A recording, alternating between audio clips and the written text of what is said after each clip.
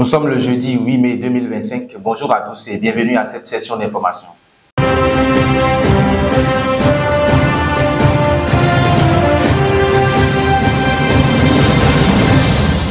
En RDC, le parti de Joseph Kabila veut reprendre ses activités.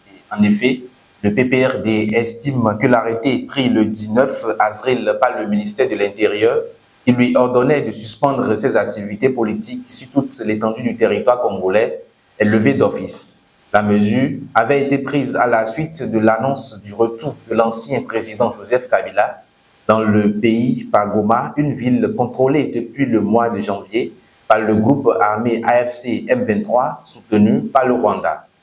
Et justement, on retrouve le Rwanda avec son président Paul Kagame qui a été reçu ce mercredi 7 mai 2025 par son homologue français Emmanuel Macron.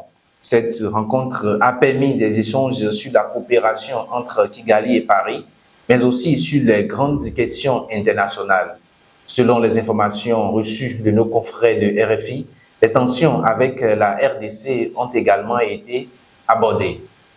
Hors du continent, le gouvernement indien a annoncé ce jeudi 8 mai 2025 que des tirs d'artillerie du Pakistan effectués depuis la veille sur son territoire en riposte à ces frappes sur le sol pakistanais avaient causé la mort de 13 civils et en avaient blessé 59 autres. Les 13 morts ainsi que 44 des 59 blessés ont été recensés dans le seul village de Ponch, le long de la ligne de contrôle, la frontière de facto qui sépare la région contestée du Cachemire entre les deux pays, a précisé le ministère des Affaires étrangères. Et pour finir, en sport, on connaît l'affiche de la finale de la Ligue des Champions. En effet, le Paris Saint-Germain va disputer cette finale pour la deuxième fois, après avoir éliminé ce mercredi au Parc des Princes Arsenal.